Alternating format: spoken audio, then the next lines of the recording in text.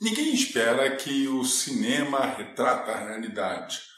Como eles mesmos dizem, aquilo é a maior diversão. Aquilo é para você viver uma fantasia, algo para você se deleitar por alguns minutos ou horas. Mas alguns erros são muito absurdos. São mitos do cinema.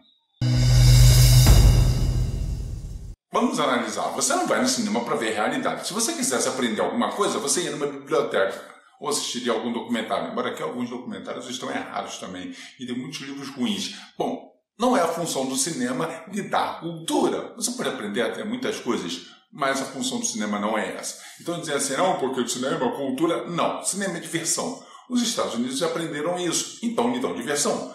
Bollywood lhe aprendeu isso e lhe dá diversão. Por isso que eles faturam muito e o cinema brasileiro é uma bosta. Isso quando não fazem esses filmes didáticos ou então aquele tipo de Zorra Total e é tudo uma porcaria. Bom, o Brasil não sabe fazer cinema. O máximo de cinema que o Brasil soube fazer foi Tropa de Elite, que foi tipo um documentário, ok, não é um documentário, mas que retrata a realidade e é legal porque tem bandido tomando tiro. O que pode ser mais legal do que isso? De qualquer forma, vamos analisar algumas dessas loucuras que aparecem no cinema. Um dos exemplos é o filme A Chegada, com a Amy Adams, The Arrival, que diz que a origem da palavra guerra vem do sânscrito gavishti, que é desejo por ter mais vacas, e dá a explicação que as pessoas queriam ter mais vacas e aí brigavam uma com outra.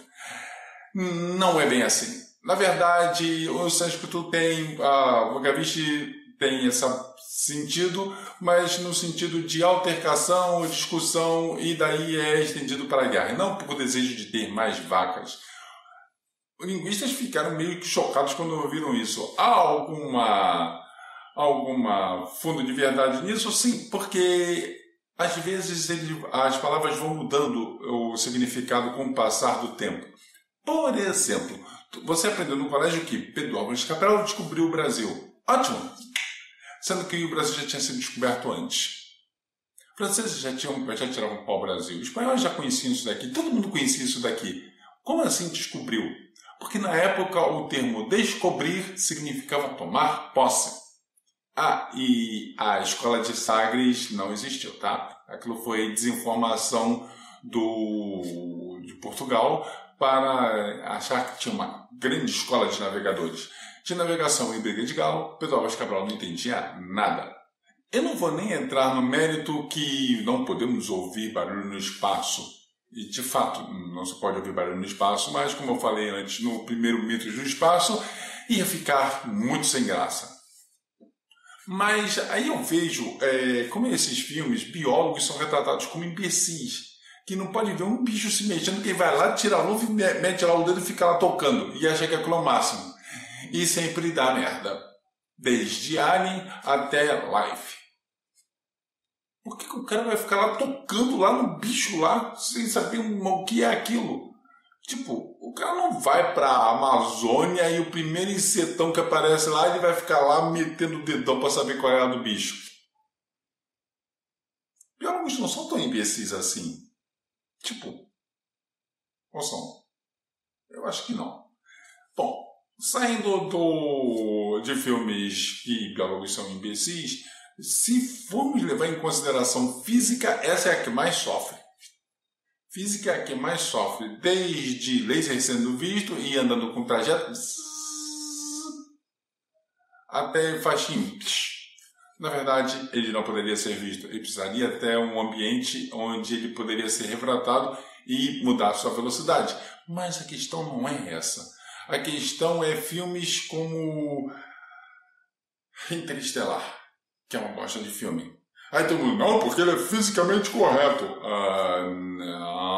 Não é bem assim. Mas vamos deixar isso de lado e dizer que aquele ser vivo, que provavelmente é um fungo, pela descrição, respirava nitrogênio. Para ele respirar nitrogênio, o nitrogênio teria que ter reações químicas nele. E nitrogênio é inerte. Nitrogênio não reage com ninguém. Se vocês estudassem química, vocês saberiam isso. Aliás, se os próprios produtores do filme estudassem química, não teriam colocado E colocaram, não, porque teve assessoria do Kip Thorne. Sim, na parte de buracos de minhoca, e não sobre fungos que respiram nitrogênio, que é impossível. E no final, o cara salva o mundo e é expulso, tendo que ficar lá com o momozinho dele lá no espaço lá, e os dois morrerem de fome.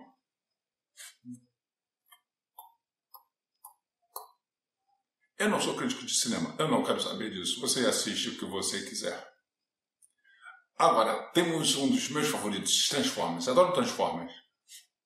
Tudo bem que na Era da Extinção foi dito que fizeram um teste de carbono 14 no metal e deu que tinha 65 milhões de anos. Número 1, carbono 14 vai analisar carbono e não metal. Porque carbono 14, carbono, metal, carbono, metal. E a minha vida do carbono 14 é de cerca de 5.700 anos. Nunca ele poderia estar algo com milhões de anos. Tipo, nunca. Mas é claro, estamos falando de filmes do Transformers, onde tem robôs gigantes que têm uma guerra há milhões de anos, sempre os mesmos robôs, e não se decidiram até agora e um não aniquilou o outro e vem e traz a guerra aqui para a Terra. Não é para fazer sentido, é para você se divertir com a porradaria. Então vamos deixar isso de lado. É que nem o Pacific Rim. Você tem robôs gigantes e monstros abissais. Robôs gigantes e monstros abissais. Quem está se preocupado com ciência? Tipo, robôs gigantes. Um deles tem uma espada. O outro pega um cargueiro e dá um porradão no monstro. E se isso não é a maravilha cinematográfica, eu não sei o que é. Talvez o Dolph Lundgren cavalgando um cavalo marinho gigante. Filmes são uma forma de nós termos os nossos mitos, as nossas histórias contadas, em que nós nos divertimos. Como nossos ancestrais sentavam à beira da fogueira e cantavam histórias de fantasmas, de monstros e guerreiros épicos. Muitas dessas histórias, como Beowulf, são uma clara mentira, mas é para diversão. E assim que é para divertir, ele é para entreter. Há muita informação aí. Então, não, espartanos não andavam de sunguinha e uma capa porque eram foda. Aquilo ali era só porque era o filme baseado nos quadrinhos do Frank Miller, sem nenhuma ligação com a verdade. Mas você bem que gostou lá com os caras com o peitoralzão de fora, né?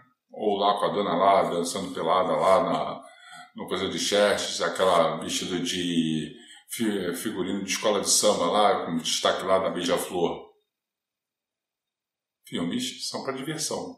Mas não é por causa disso que vamos nos divertir também apontando certas incongruências. Esse é André, do seu ceticismo.net.